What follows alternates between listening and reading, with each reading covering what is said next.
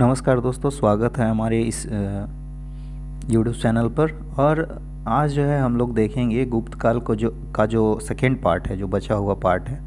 इसके पहले मैंने एक वीडियो डाला है, तो आप जाके प्लेलिस्ट में देख सकते हैं। तो गुप्त काल का जो बचा हुआ पार्ट है वो यहाँ से स्टार्ट होता है,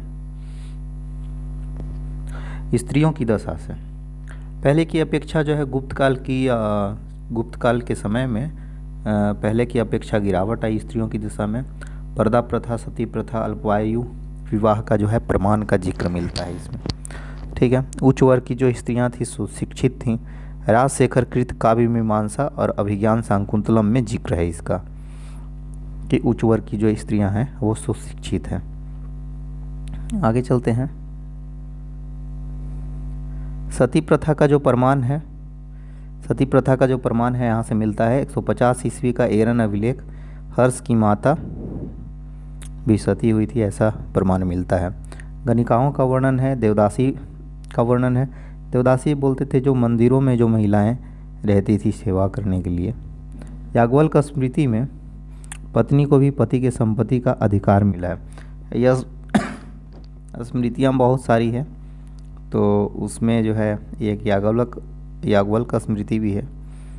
बृहस्पति नारद के अनुसार कन्या भी पुत्र के समान है। यहाँ पे देख लीजिए, कन्या और पुत्र को एक समान बताया गया बृहस्पति और नारद के अनुसार।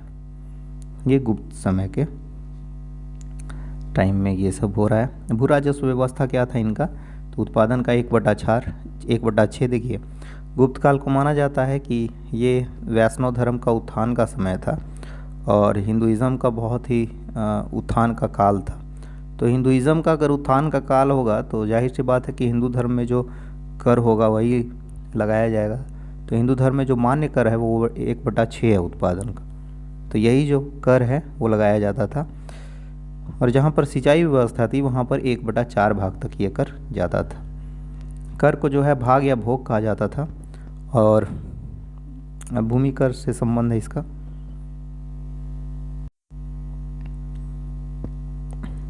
अब यदि हम आगे देखते हैं तो ऊर्ध्वंग कर, ऊपरी कर और अस्थाई कर था। ऊर्ध्वंग कर जो है काश्तकार को देना पड़ता था।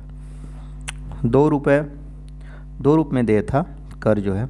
हिरण्य, देखिए हिरण्य जब भी आएगा तो नगद कर के रूप में यूज होता है। और में था यानी कि अन्न के तौल के रूप में, अन्न के रूप में दिया जाता था। में और हिरण्य के रूप में कर दिया जाता था।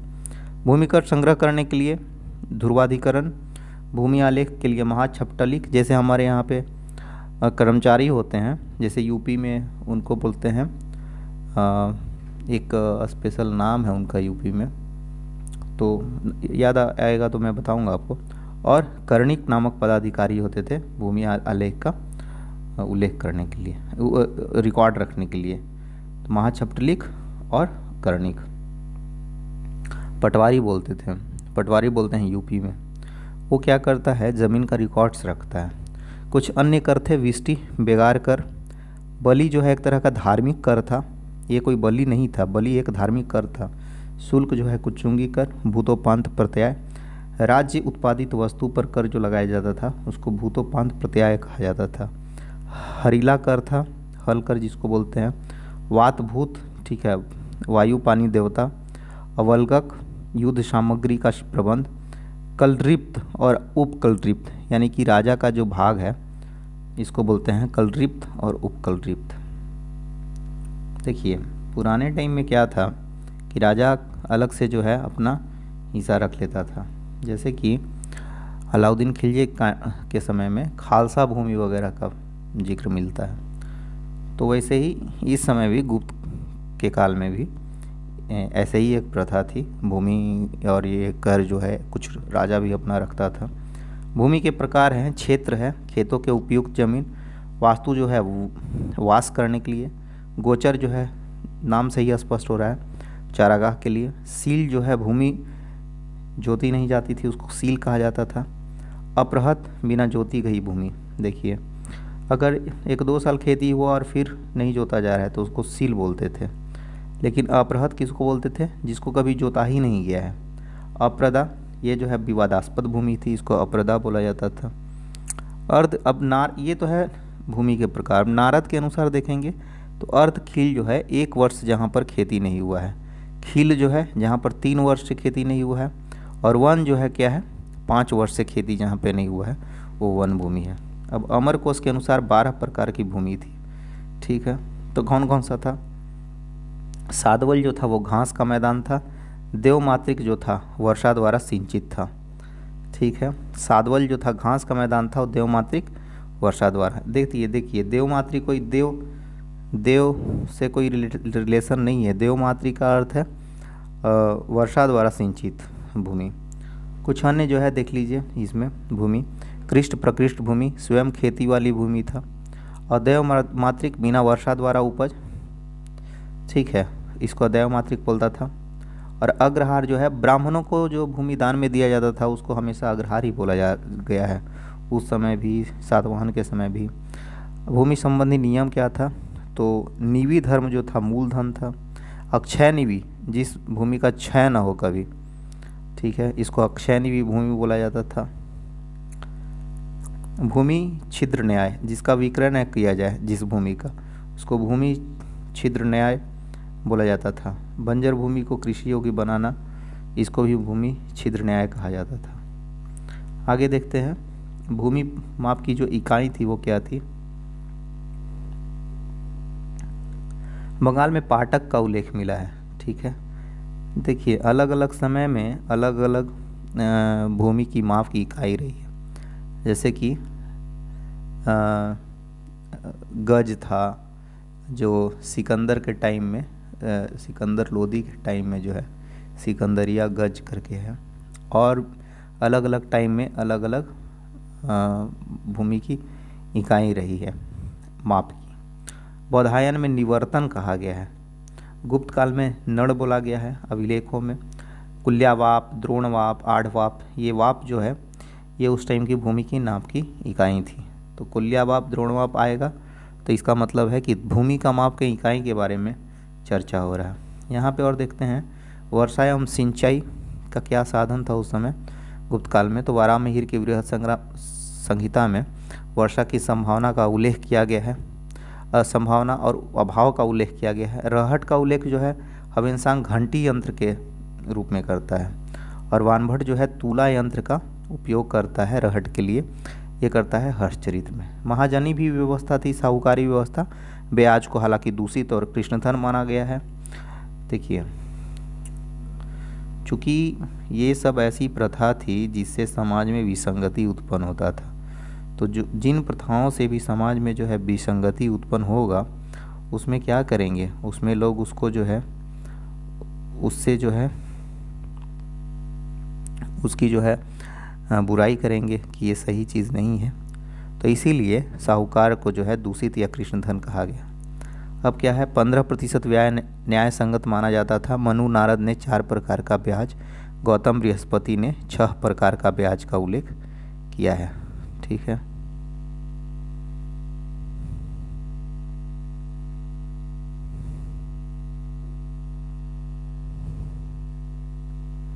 आगे चलते हैं। 6 प्रकार का ब्याज। अब चलते हैं आगे। तो भोग लाभ, देखिए गिरवी रखे हुए वस्तु का उपयोग को भोग लाभ कहा जाता था। कारित बोला जाता था, प्रचलित दर से अधिक दर अगर कोई लेता है तो उसको कारित बोला जाता था। चलिए अगले पेज की तरफ चलते हैं।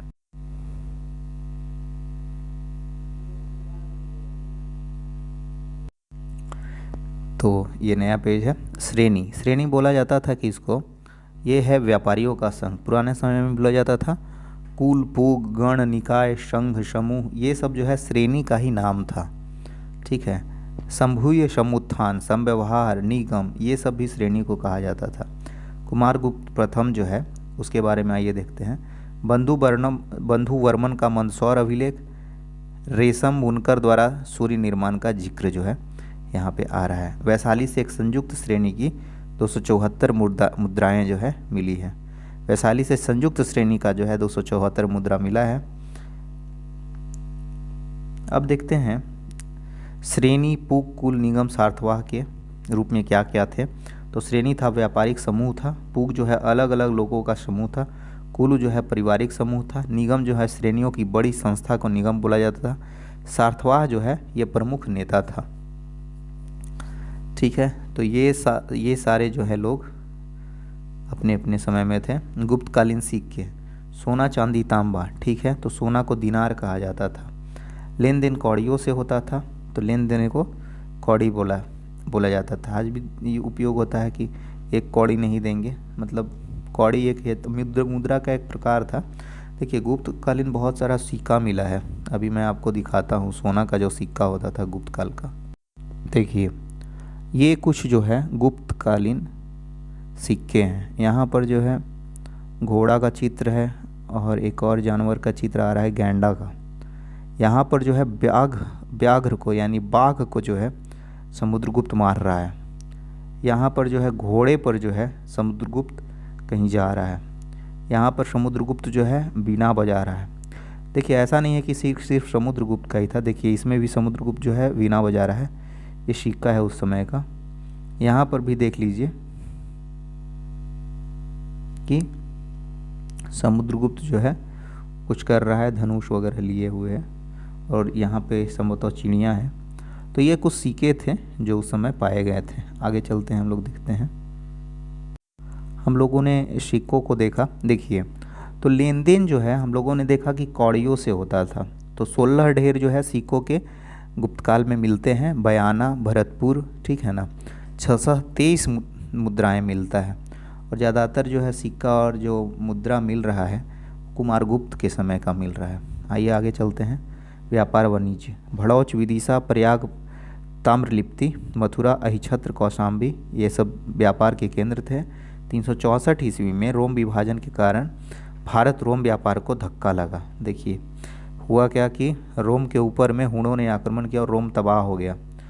तो जो है हुण का इधर भी हमला हुआ है स्कंदगुप्त के टाइम में, जो भीतरी अभिलेख मिलता है जिसमें स्कंदगुप्त ने हुणों को मार के जो है गंगा में गाजीपुर के निकट में डाल दिया। तो ये जो हुण है, हुड़ार जिसको बोलते हैं, तो ये जो है आगे चलते हैं। तो प्राकोपियस से पता चलता है कि फारस वासियों ने रेशम व्यापार पर कब्जा कर लिया है। आगे चलते हैं, ये प्राकोपियस से पता चलता है। अभी है बंधु बर्मन के मंदसौर अभिलेख ने बताया कि नर्मदा क्षेत्र के लाट विषय से रेशम बुनकर पश्चिम मालवा की ओर गए हैं। बंधु बर्मन के मंदसौर अभिलेख से ये पता चलता है कि नर्मदा क्षेत्र के जो लाट विषय से, लाट एक जगह है, बुनकर जो है पश्चिम मालवा की ओर गए हैं लाट विषय से। अलेक्जेंड्रियन भिक्षु और व्यापारी कॉस्मोस 523 से 550 ईस्वी ने अपनी पुस्तक क्रिश्चियन टोपोग्राफी, इसका लेखक कौन है, अलेक्जेंड्रियन, ने भारत एवं यूरोप यूथोपिया के बीच व्यापार का उल्लेख किया। इथियोपिया जो है या यूथोपिया ये अफ्रीकन नेशन है। तो अलेक्जेंड्रियन बोलता है कि क्रिश्चियन टोपोग्राफी में अलेक्जेंड्रियन भिक्षु और व्यापारी कॉस्मस ने, ठीक है, तो बोलता है क्रिश्चियन टोपोग्राफी में कि भारत यूथोपिया के बीच में व्यापार होता था। 5वीं 6ठी शताब्दी में बौद्ध प्रचारक बोधिरुचि,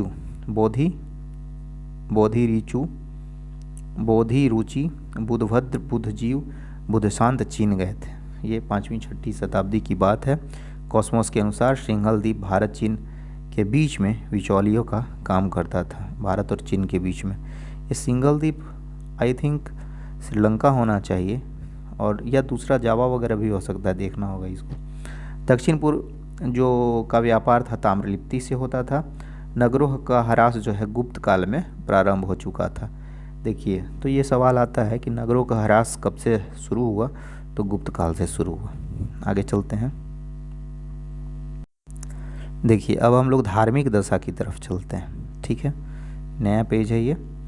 वैष्णव धर्म की प्रमुखता जो है वो समुद्रगुप्त एवं कुमारगुप्त ने अश्वमेध यज्ञ कराया। तो बहुत ज़्यादा जो अगर धार्मिक पहचान था उस वक्त के समाज का, तो वो वैष्णव धर्म से था। वैष्णव धर्म का चरम था ये। वैष्णव धर्म जो है गुप्त काल का राजकीय धर्म था। परम भगवत की उपाधि लेते थे यहाँ के लोग। गरुड़ को राजकीय चिन्ह बनाया गया था। जो गरुड़ जो है विष्णु की सवारी है, इसलिए इसको राजकीय चिन्ह बनाया गया था। देखिए, मंदिर निर्माण का जो है पहला साक्ष्य इसी समय में मिलना स्टार्ट होता है। हालांकि इससे पहले भी मंदिर थे, लेकिन इस समय में मंदिरों का विकास जो है शुरू हुआ। तो सबसे जो विख्यात मंदिर है वो देवगढ़ का दशावतार मंदिर है। स्कंदगुप्त ने जूनागढ़ में वामनावतार उदयगिरि गुहा अभिलेख में विष्णु के 12 अवतार का उल्लेख किया है। जूनागढ़, स्कंदगुप्त का जो जूनागढ़ है अभिलेख, उसमें जो है वामनावतार उदयगिरि गुहा अभिलेख में विष्णु के 12 अवतार का उल्लेख है। सबसे विख्यात मंदिर जो है देवगढ़ का दशावतार मंदिर है, जहाँ विष्णु के 10 अवतार का जिक्र है। आप देख सकते हैं इसको गूगल पे, देवगढ़ का दशावतार मंदिर को। कुमार के गंगधर अभिलेख में, ये कुमार गुप्त का है गंगधर अभिलेख, विष्णु को मधुसूदन कहा गया है। ठीक है।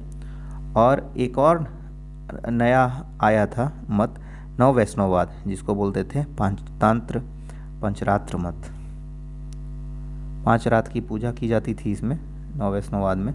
शैव धर्म जो है, कुमार गुप्त ने मयूर आकृति के सिक्के, वहीं स्कंदगुप्त ने, देखिए स्कंदगुप्त ने बैल की आकृति वाला सिक्का जारी किया है। तो कुमार गुप्त जो है, कुमार किसका नाम है? कुमार जो है शिव जी के जो दूसरे पुत्र हैं, ठीक है, उनको कुमार भी कहा जाता था, कार्तिकेय को। तो इसीलिए उस समय का कार्तिकेय का वाहन मोर है, तो अपने आप को वो कार्तिकेय के रूप में मानता था और मयूर की आकृति का सिक्का जारी करवाया था। स्कंदगुप्त ने बैल की आकृति का वाला सिक्का जो है जारी करवाया था। अर्धनारीश्वर की कल्पना की गई है। अर्धनारीश्वर का होता है कि आधा पार्वती आधा शिव, ठीक है। त्रिमूर्ति ब्रह्मा विष्णु महेश की पूजा होती है, प्रारंभ की गई है। देखिए, सूर्य पूजा का जो जिक्र है वो यहाँ पे आ रहा है। मंदसौर के प्रारंभिक अभिलेख में सूर्य पूजा का उल्लेख है, और ठीक है, सूर्य मंदिर भी है मालवा में, बुलंदशहर में, अंतर्वेदी में, मूल स्थानपुर, ठीक है, गंगा यमुना दोआब के पास में। तो ये मंदसौर अभिलेख में सूर्य पूजा का जो है उल्लेख आ रहा है।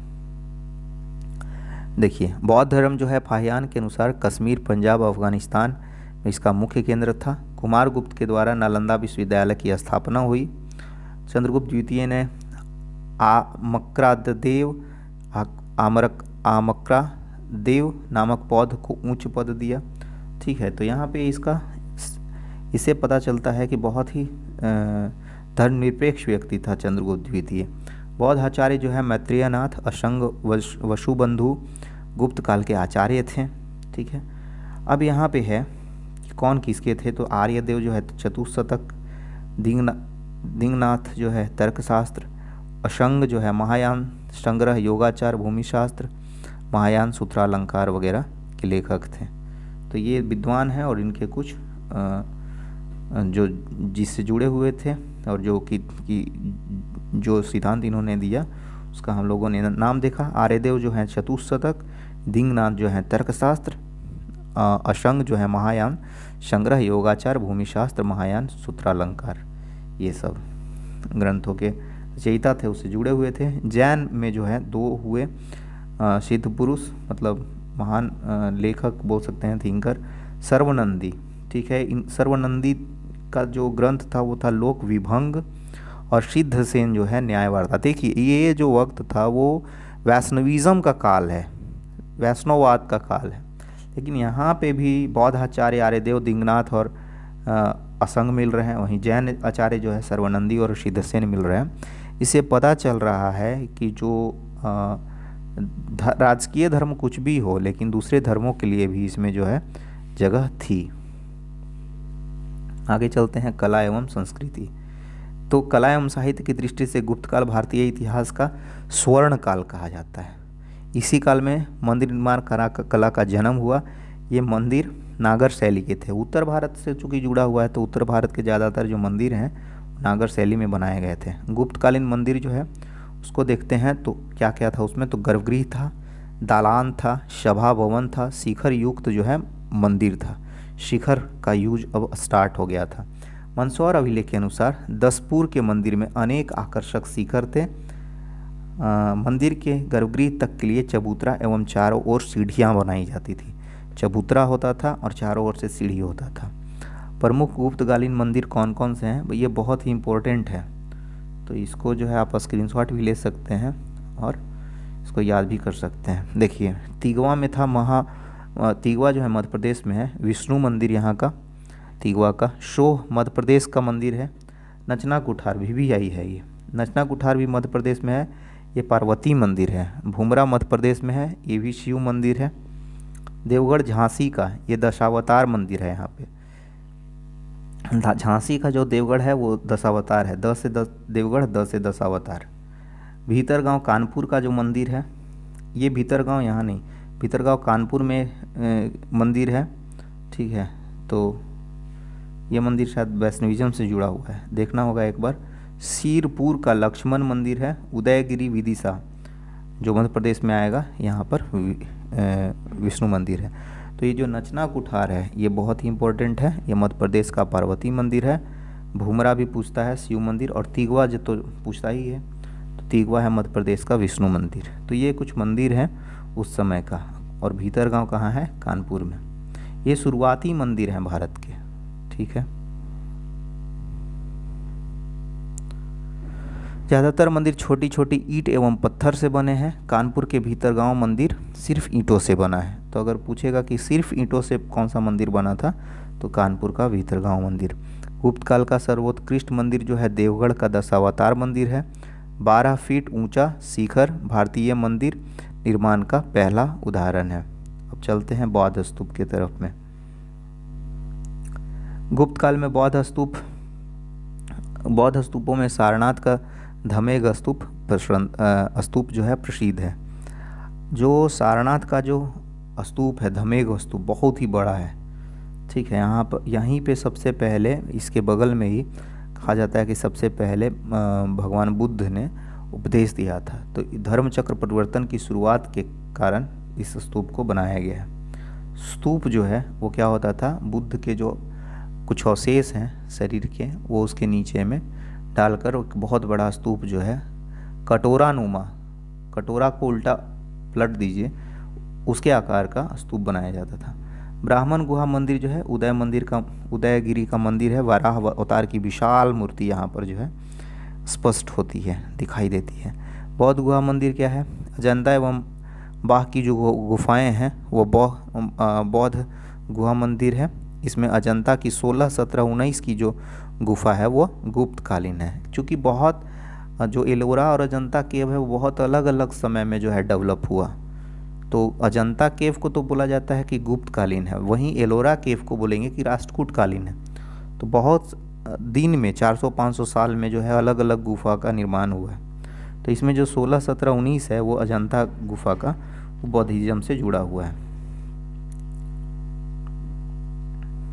आगे चलते हैं, मूर्तिकला देखते हैं। मूर्तिकला देखते हैं हम लोग। तो मूर्तिकला जो है कुषाण की तरह नग्नता नहीं था, ठीक है ना। सुसज्जित प्रभामंडल का चलन था। देवगढ़ में विष्णु का जो है शेषनाग की सैया पर दिखाया गया है। देवगढ़ में विष्णु का जो है, विष्णु को दिखाया गया है शेषनाग के सैया पर। काशी से प्राप्त गोवर्धन के लिए कृष्ण की मूर्ति है। बुद्ध की बैठी हुई मूर्ति जो है सारनाथ से प्राप्त हुई है। मनकुंवर लेख के अनुसार बुद्धमित्र नामक भिक्षु ने बुद्ध की मूर्ति स्थापित की थी। तो बुद्ध की मूर्ति स्थापित किसने किया था? बुद्धमित्र ने, ये कहना है मनकुंवर अभिलेख के द्वारा। तो ये कुछ मूर्तियाँ प्राप्त हुई है। चित्रकला जो है वो जो है वात्स्यायन के कामसूत्र में चित्रकला का वर्णन है। 64 कलाओं में चित्रकला का भी जिक्र है। गुप्तकालीन चित्रकला का सर्वोत्तम उदाहरण जो है अजंता में मिलता है और बाघ की गुफाएं में। लेकिन जो अजंता का जो पेंटिंग है वो बहुत ही ज़्यादा प्रसिद्ध है। अजंता की चित्रकला 16, 17 और 19 गुप्तकालीन। खोज जो है सर जेम्स अलेक्जेंडर ने खोज किया था 1819 में। इसका विषय जो है ब्राह्मण और बौद्ध धर्म के चित्र से जुड़ा हुआ है। इसका रंग जो है लाल, नीला, हरा, सफ़ेद, काला, भूरा, पीला, मिश्रित रंग नहीं है, अलग अलग रंगों का जो है कॉम्बिनेशन है। इसका विषय जो है ब्राह्मण बौद्ध धर्म के चित्र है, ब्राह्मण धर्म और बौद्ध धर्म के चित्र। गुफा नंबर जो है वो देखेंगे 9 और 10 वाकाटक के काल के हैं, 1 और 2 पुलकेशिन द्वितीय चालुक्य के समय के हैं, और 16, 17, 19 ये जो है इम्पोर्टेंट है गुप्त काल के समय के हैं। कौन कौन से? 16, 17, 19, 1 और 2 जो हैं चालुक्य के समय के हैं, पुलकेशिन द्वितीय के समय के, और 9 और 10 वाकाटक के समय के हैं। बाघ की चित्रकला बहुत ही प्रसिद्ध है। ग्वालियर के समीप ये बाघ सबसे ज़्यादा कहाँ मिलता है? मध्य प्रदेश में। तो याद रखेंगे कि बाघ की चित्रकला कहाँ होगा? मध्य प्रदेश में। ग्वालियर के समीप धार जिले में है ये। खोज इसका किया था डेंजरफील्ड ने 1818 ईस्वी में। तो बाघ की जो चित्रकला है उसकी खोज किसने की थी? डेंजरफील्ड ने 1818 में। गुफाओं की टोटल संख्या 9 है। चित्र, संगीत और नृत्य के दृश्य हैं यहाँ पर, और लौकिक चित्रकला है। ऐसा चित्रकला नहीं जो अलौकिक हो, देव ये सब देवताओं का वर्णन नहीं है इसमें। आम जो दिखता है जीवन उसका जो है चित्र है इसमें। साहित्य के क्षेत्र में बहुत ही समृद्धि थी गुप्त काल में। जैसे कालिदास हुए तो उन्होंने जो है मालविका अग्निमित्रम, इसमें अग्निमित्र जो है पुष्यमित्र शुंग का बेटा और उसकी पत्नी या प्रेमिका मालविका का प्रणय कथा है। विक्रमोर्वशीयम यह जो है उर्वशी पुरुरवा की प्रणय कथा है। अच्छा, पुरुषवा या पुररवा। अभिज्ञान शकुंतलम जो है ये दुष्यंत और शकुंतला की प्रेम कथा है ये भी। तो वह मालविका अग्निमित्रम, विक्रमोर शौर्यम और अभिज्ञान शकुंतलम ये तीनों जो है प्रेम कथा है।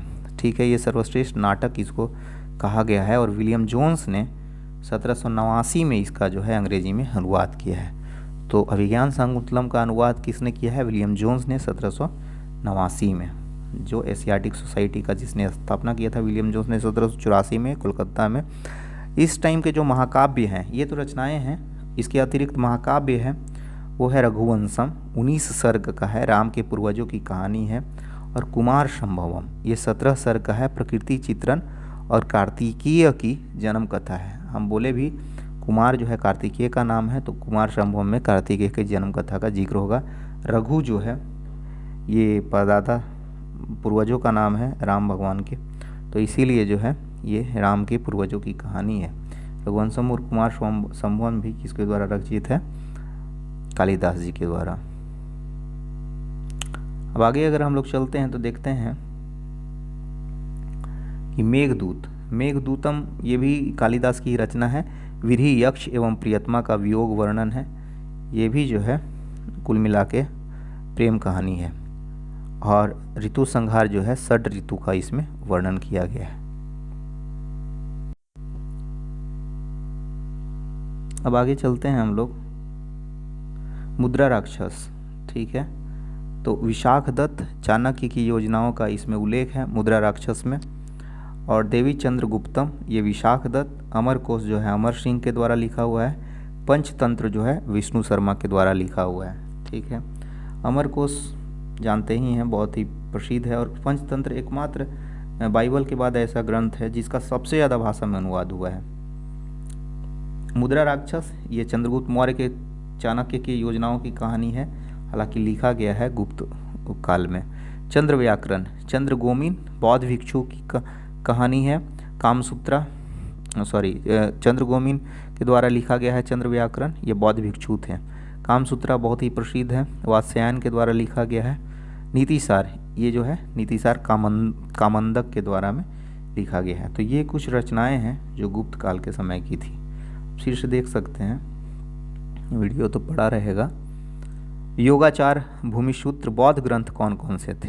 तो योगाचार भूमिसूत्र, प्रकरण आर्यवाचा, महायान सूत्रालंकार, ब्रजघेटिका टीका, महायान संपरिग्रह, असंग, ये सब असंग के द्वारा लिखा हुआ था। योगाचार भूमिशास्त्र, प्रकरण आर्यवाचा, महायान सूत्रालंकार वगैरह। अभिधर्म कोश जो है वसुबंधु के द्वारा लिखा हुआ था, और बुद्ध घोष के द्वारा विशुद्धि मग लिखा हुआ था। तो आप याद रख सकते हैं कि अभिधर्म कोश वसुबंधु और बुद्ध घोष के द्वारा विशुद्धि मग लिखा हुआ था।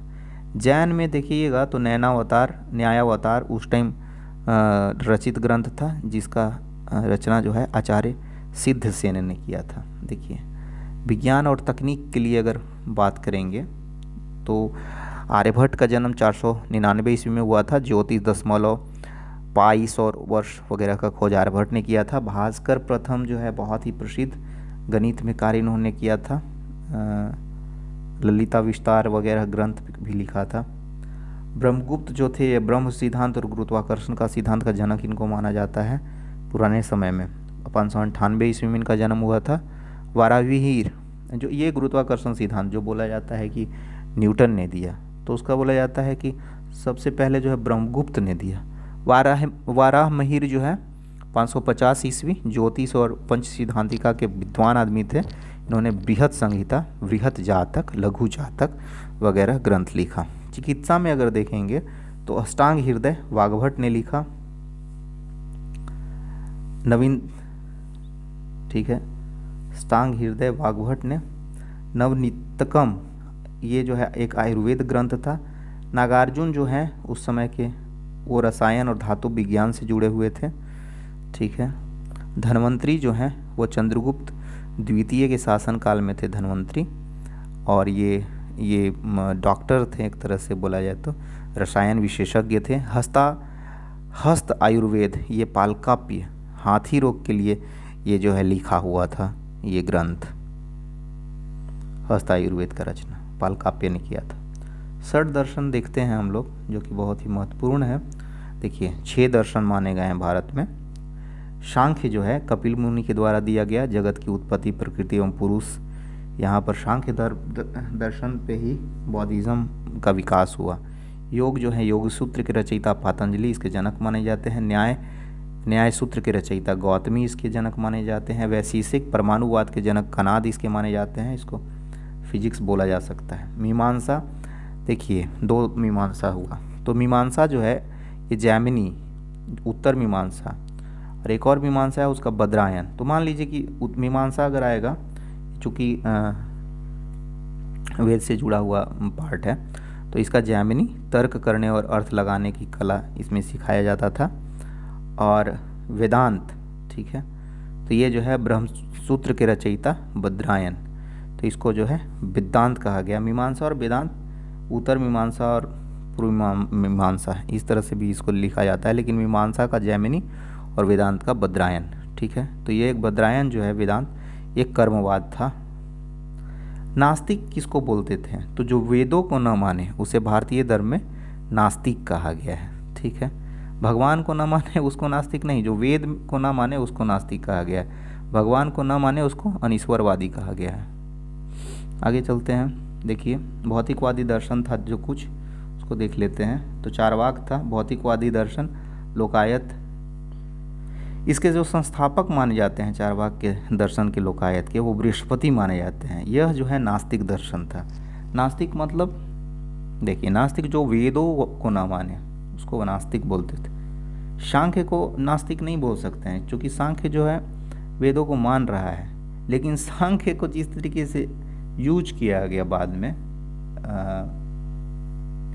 किसके द्वारा, बुद्ध के द्वारा, तो वो अनीश्वरवादी हो गए थे। ठीक है, खैर आगे चलेंगे। तो नास्तिक कौन हुए? जो वेदों को ना माने। अब यहाँ देखते हैं आजीवक। तो आजीवक मखली गोसाल ये भी नास्तिक थे, भाग्यवाद या नियतिवाद, मग्न और एकांतवासी थे, निर्वस्त्र रहते थे। ठीक है, मागधी प्राकृत में सर्वप्रथम उपदेश दिया मखली गोसाल ने। तो ये कुछ यहाँ पर जानकारी था, और ये जो है ख़त्म हो चुका है। और ये क्वेश्चन जो है इस बार हम लोगों ने किया पहले वीडियो में। तो ये जो था वो पार्ट 2 था, गुप्त काल से जुड़ा हुआ। धन्यवाद।